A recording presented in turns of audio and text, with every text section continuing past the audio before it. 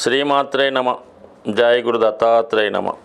ఈ వీడియోలో మనం సెప్టెంబర్ 29 నుంచి అక్టోబర్ 5వ తారీఖు మధ్యలో జరగబోయే వారఫలాలు తులారాశి వారికి ఏ విధంగా ఉంటాయి అని పరిశీలించినప్పుడు, ముఖ్యంగా ఈ వారం అంతా కూడా శుక్రుడు స్వక్షేత్రంలో సంచరించడం ఈ రాశి వారిలో ఉన్నటువంటి ప్రతిభకు తగిన గుర్తింపు రావడం జరుగుతుంటుంది.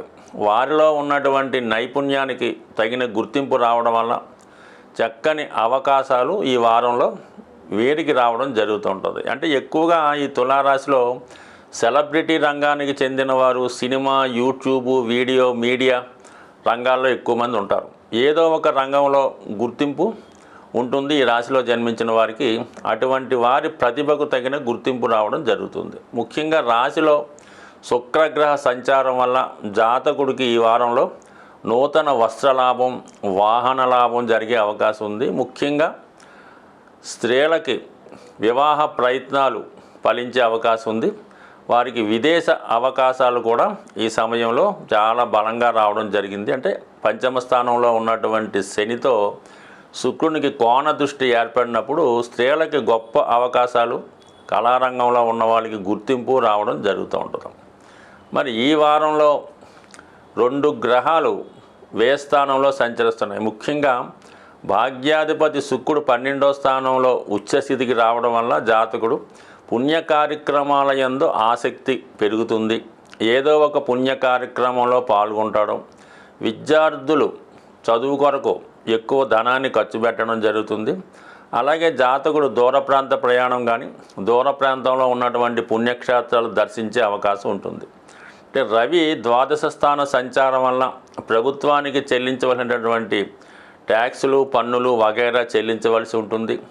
ఏదో విధంగా కుటుంబంలో పెద్దవారికి అనారోగ్య సమస్యల వల్ల వారి వైద్య ఖర్చుల నిమిత్తం కొంత ధనాన్ని వారి కొరకు కేటాయించవలసి ఉంటుంది.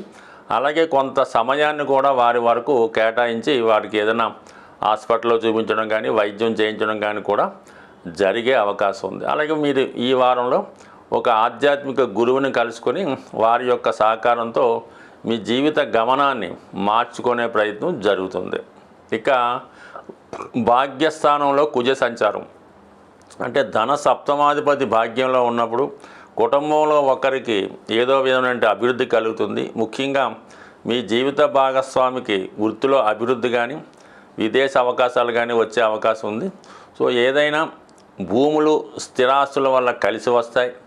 మీ పుట్టింటి వారి ద్వారా కానీ, మీ తండ్రి గారి ద్వారా కానీ మీకు రావాల్సినటువంటి ఆస్తి, అంటే మీ పేరున ఏమైనా రావాల్సి ఉంటే అది మీకు రావడం జరుగుతుంది.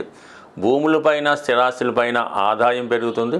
వ్యక్తిగతంగా కుటుంబ ఆదాయం పెరగడం వల్ల, కుటుంబంలో ఆస్తుల విలువ పెరగడం వల్ల వ్యక్తిగతంగా మీ యొక్క ప్రతిష్ట పెరిగే అవకాశం ఉంటుంది. మొత్తం మీద కుజుడు కూడా మీకు మంచి భాగ్యస్థానంలో ఉండడం వల్ల భాగ్యాన్ని, పుత్ర సంతానానికి అభివృద్ధినిస్తాడు.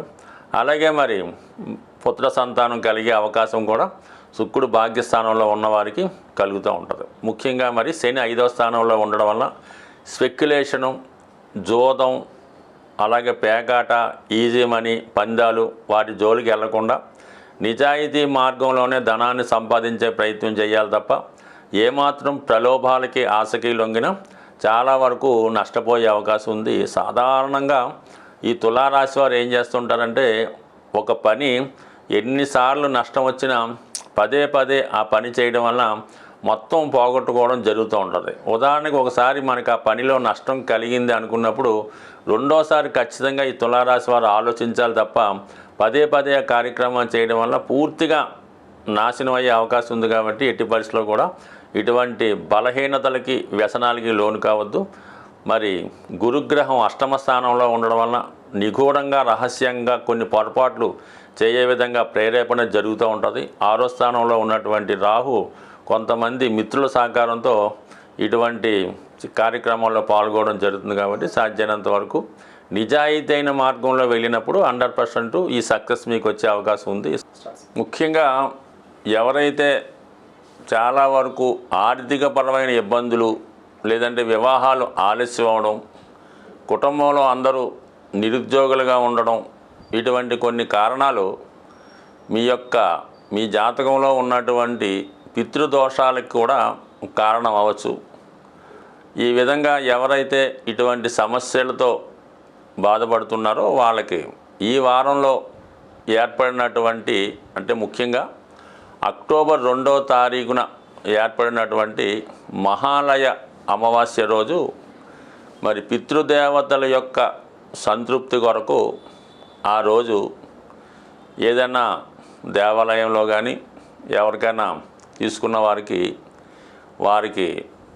మరి వారు వంటకి సరిపోయే విధంగా బియ్యం, పప్పు, చింతపండు, కొన్ని ఆకుకూరలు వాళ్ళకి బహుమతిగా కానుకగా ఇవ్వడం వల్ల మరి ఈ పితృదోషాలు ఉన్న వాళ్ళకి ఈ అమావాస్య రోజు చేసే ఈ దాన కార్యక్రమం 100% మీ యొక్క దోషాలు పరిహారం అవుతాయి.